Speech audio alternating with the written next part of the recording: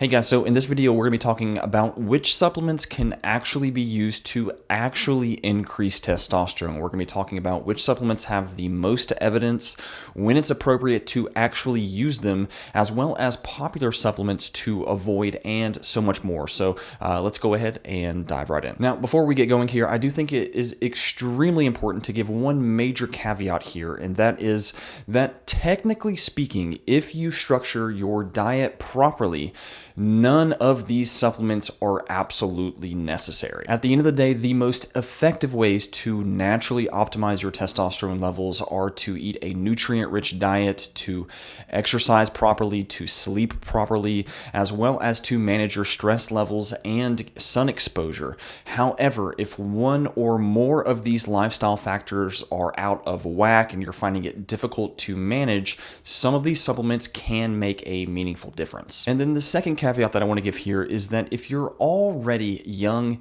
healthy, and fit, a lot of these supplements aren't going to have a meaningful difference. Yes, optimizing your dietary protocol and your supplementation protocol can help to naturally raise your testosterone levels, but it's only going to be by a few points, maybe to a few hundred points. And if you're already healthy and fit and already have higher levels of testosterone, you're not going to really notice any meaningful difference by taking these supplements, especially when it comes to your physique. However, if you're someone who hasn't paid attention to their diet in years, or if you're finding it difficult to manage other lifestyle factors, there are a handful of supplements that are on this list that might actually make a meaningful difference. And with that being said, let's go ahead and jump into the first supplement on our list, and that is a multivitamin. Now, I know a multivitamin isn't a super sexy or super flashy supplement to lead off with here. However, it's probably one of the most important to consider if you're trying to optimize your testosterone levels. And the reason for that is that multivitamins contain the vitamins and the minerals that are absolutely essential for proper bodily function, including hormone production. Now, multivitamins do fit into a category of supplements that I like to call foundational supplements. However, that's not to say that a multivitamin is absolutely necessary. You can get all of the vitamins and minerals that you need from a properly designed diet. However, again, for those of you that are not used to paying attention to the nutrient content of your food, a multivitamin can play a very critical role of helping you to obtain all the vitamins and the minerals that your body needs in order to produce testosterone. Now, vitamins and minerals like vitamin D and zinc tend to get a ton of attention when it comes to vitamins and minerals that are able to augment testosterone production. But one of the primary reasons for this is that these are some of the only vitamins and minerals that actually have clinical research to support their effectiveness at increasing testosterone levels.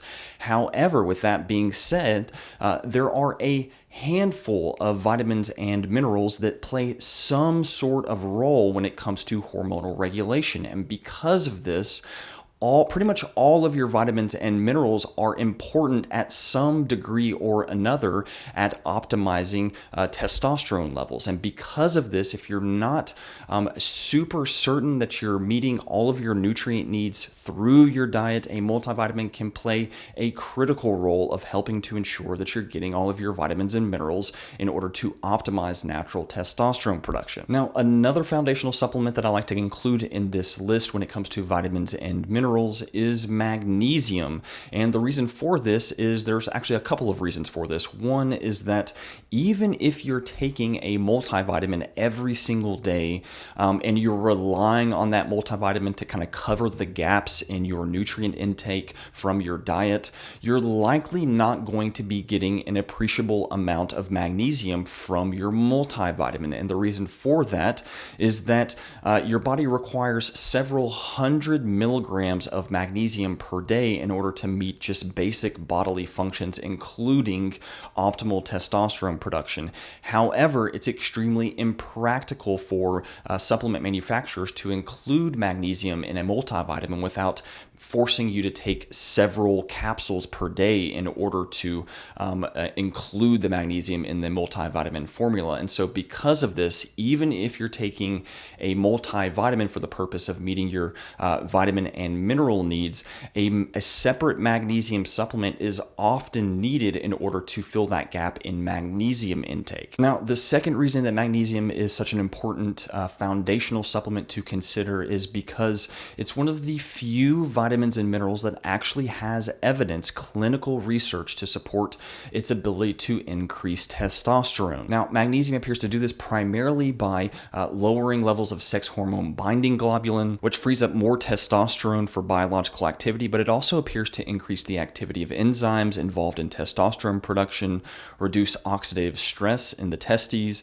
increase luteinizing hormone production, improve sleep quality, as well as insulin sensitivity, all of which appear to have a positive modulatory effect on the production of testosterone in the male body. And then another reason you should consider a magnesium supplement is that it's estimated that up to 80% of the American population is deficient in magnesium. And the reason for this is that many of the food products that are high in magnesium simply don't absorb very well. And the reason for this is that the magnesium that's found in several plant sources, which coincidentally most of the high magnesium foods that exist are plants, many of these plants store magnesium alongside molecules like phytate and oxalate, which makes these magnesium molecules extremely difficult for the human body to absorb.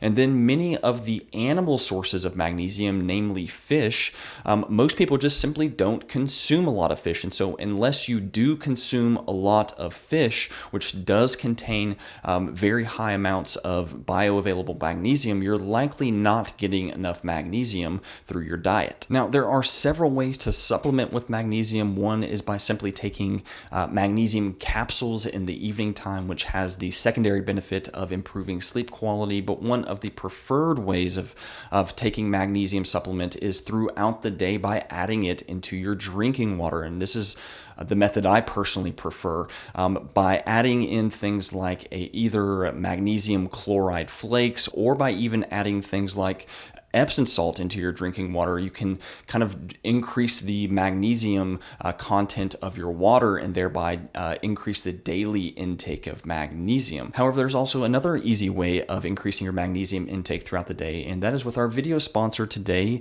LMNT. Now, for those of you that aren't quite aware yet, LMNT is a optimally blended form of electrolytes that contains an optimal blend of sodium, potassium, as well as magnesium. And so if you're looking to increase your electrolyte intake as well as your magnesium intake throughout the day, one of the most convenient and tastiest ways to do that is with my friends over at LMNT.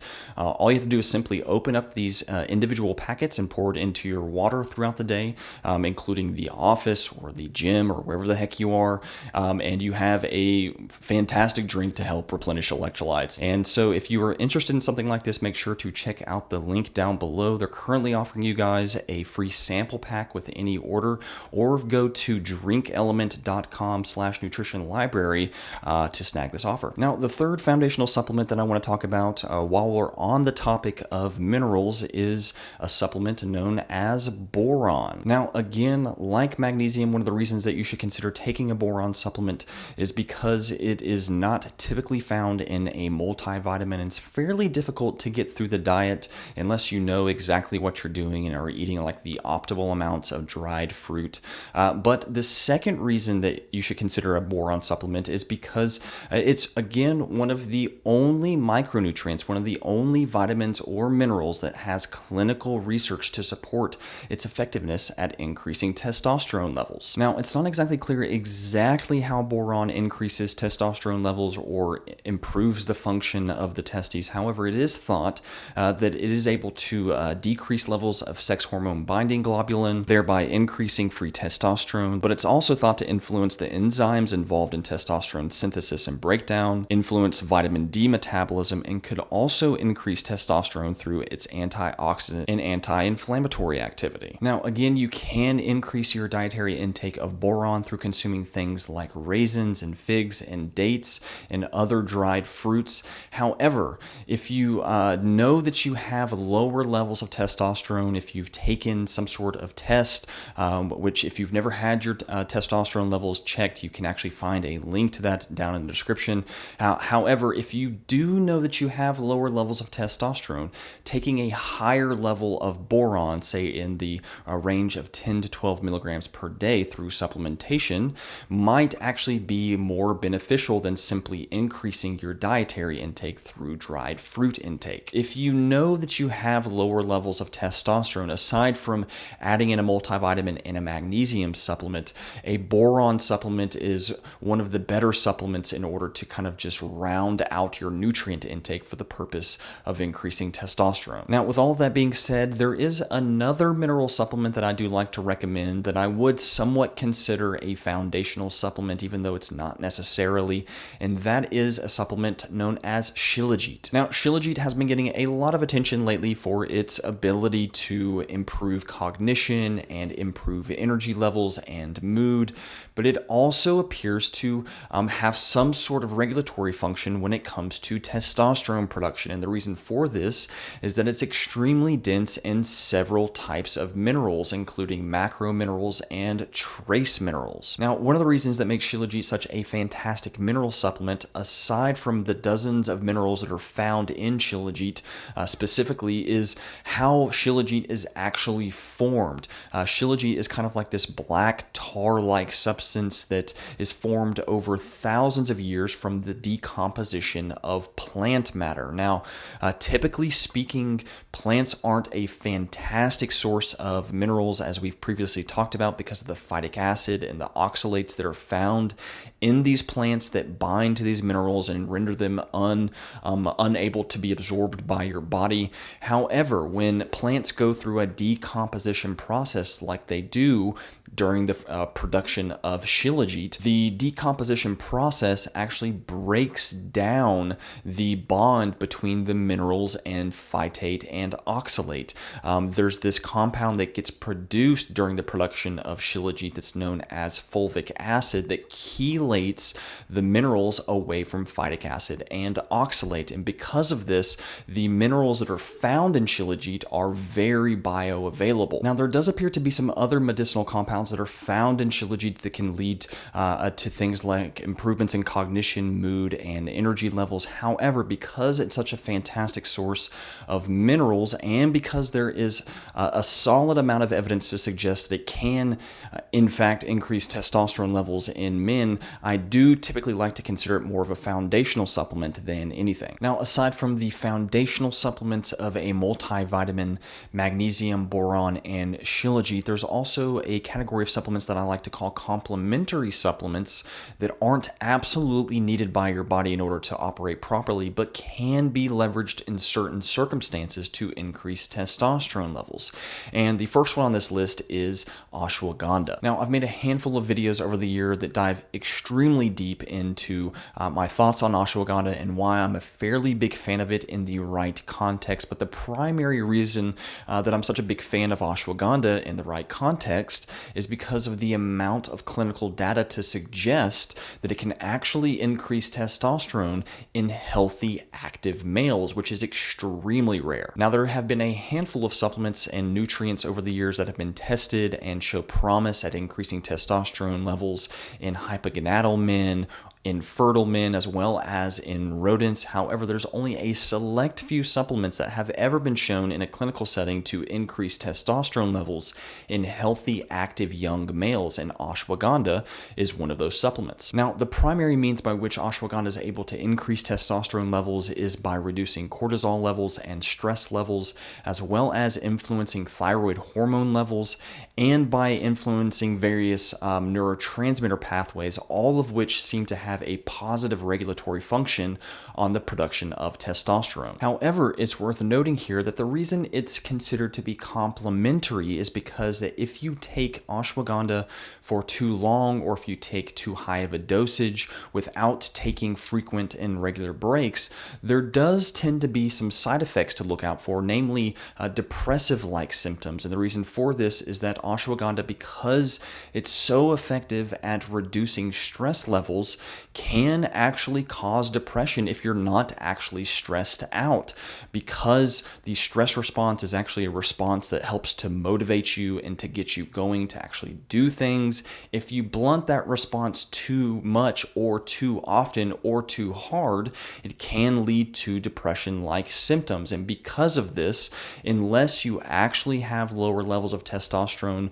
or unless you're taking frequent breaks from ashwagandha use, there are a few caveats to be aware of before you start taking something like ashwagandha. And then another supplement that fits into the same category as ashwagandha would be something like Tongkat Ali, which also has been shown in a clinical setting to increase testosterone levels in young, healthy, active males.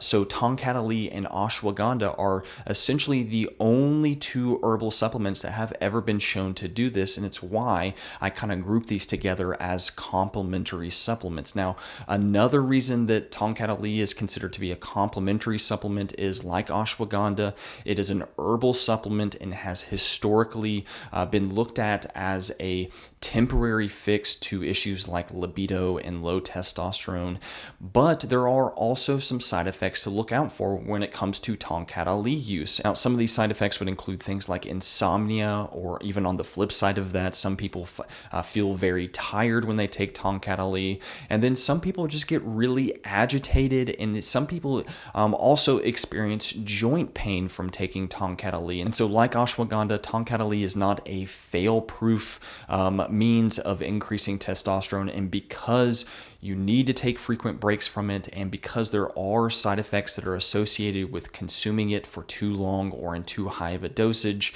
unless you have clinically low testosterone levels or are experiencing an abnormal amount of stress, taking something like Tongkat Ali or ashwagandha should only be taken judiciously. But with that being said, especially in men that are especially stressed out, a lot of men actually prefer the effects of ashwagandha and Tongkat Ali, because both of these molecules and both of these compounds are known to be adaptogens and to help your body to adapt to various stressors.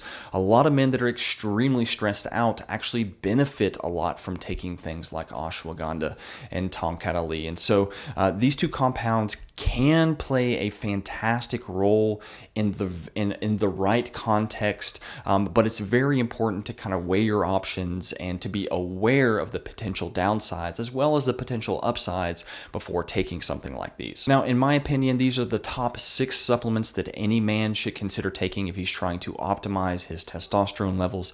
However, with that being said, I also want to cover some more experimental options as well, and these would be supplements that either don't have a ton of clinical research yet, but do have some research in rodents, or supplements that theoretically, through their nutrient activity, could potentially also improve testosterone production. And the first one I want to talk about is fish oil. Now, I am a huge fan of fish oil, not because of its potential ability to increase testosterone levels, but because of just the general health properties of consuming something like fish oil. Now, if you consume plenty of fish throughout the week, taking a fish oil, again, is not absolutely necessary. However, most people are not consuming a lot of fish, and the omega-3 fatty acids that are found in fish oil are extremely beneficial to inflammatory pathways, cognitive function, and even things like mood. And because of its potent anti-inflammatory properties,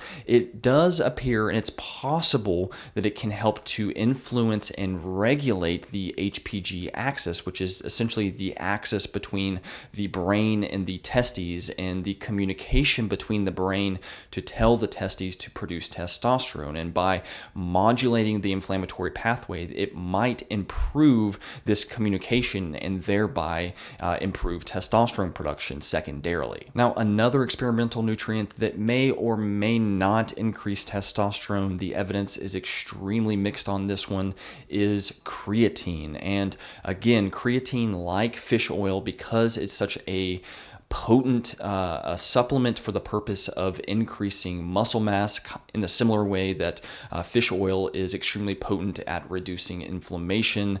Because creatine is so effective at increasing muscle mass and improving cellular energy production, it's one of those supplements that even if it doesn't increase testosterone, if you're not getting a lot of creatine through meat consumption, or even if you are, supplementing with creatine can provide you with some level of benefit to overall physique, obviously, but also to energy levels, cognitive function, and potentially testosterone levels. And then another supplement that I like to put on the experimental list is taurine. And the reason for this is that taurine appears to be extremely potent at increasing testicular antioxidant capacity. Now, it has never been shown to increase testosterone in any type of human setting. However, it has been shown to increase testosterone in rodents. And so again, even if taurine does not increase testosterone, because it's such a potent antioxidant and has many other influences on bodily function, you should at least prioritize taurine content through food consumption. And if you're not able to do that,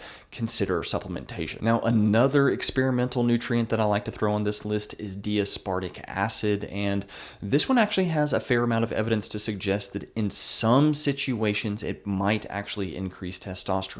And the reason for this is that D-aspartic acid, when ingested, is an amino acid that can be stored in certain regions of the brain and actually directly stimulate the production of luteinizing hormone, which is the hormone that travels from the brain to the testes to stimulate testosterone production. So because D-aspartic acid in certain circumstances might actually increase this hormone, D-aspartic acid is another supplement that I like to put on the experimental list. Now, D-aspartic acid appears to be especially beneficial in the instance of hypogonadism and infertility. And so if you do have clinically low testosterone or have clinical hypogonadism, D-aspartic acid is probably actually going to be one of your better options because of the amount of clinical research to suggest that it can actually increase testosterone in that specific subpopulation. Now, aside from all of these experimental nutrients, there's also a handful of experimental herbal supplements that I like to throw on the experimental list, and that would include things like Coleus furscholi, eucunoperians, ginger, as well as royal jelly. And all of these have various mechanisms that some of which we don't even really understand quite yet, but there's varying levels of evidence, at least in rodents and sometimes even in humans, to suggest that in certain situations and circumstances that they might increase testosterone. However, because the evidence is fairly weak and the mechanisms of action are fairly unknown, I do like to simply consider them to be experimental options after all the other options have been exhausted. And that is what I would consider to be the complete list of supplements that could be used to optimize testosterone levels. The foundational supplements, the complementary supplements, as well as the experimental options. However, I do feel like I would be remiss if I did not also mention some of the more popular supplements that are often touted to increase testosterone that I would not include in your regimen. And those would include things like fenugreek, tribulus, cistanche, maca, dim, saw palmetto, panax ginseng, green tea, garlic, onion, stinging nettle, horny goatweed, and pomegranate. Now, it's a hair out of the scope of this video to dive super deep into all of these and to explain why I'm not a huge fan of them. However, in general, most of these supplements either don't have any clinical research whatsoever to support their ability to increase testosterone, or have weak evidence in animals, or might actually increase testosterone but do it through weird mechanisms that aren't necessarily beneficial overall. And so because of this, I don't like to include these in any of my clients' protocols, and I hope that you don't as well. Now, I do want to finish this video by stating that one of the most important factors when it comes to optimizing testosterone production is not supplementation, but is all the other lifestyle factors that are going into your lifestyle, including your diet. And so on this note, if you're looking for help in developing a personalized dietary protocol to help optimize hormone function as well as physical performance, mental performance, and just overall health, please feel free to reach out. I am taking a few more clients at the moment, and so make sure to check out the link down below. There is a link to hop on a free call with me. So again, if you're interested in that, I look forward to talking with you. But other than that, I think I will see you guys next time.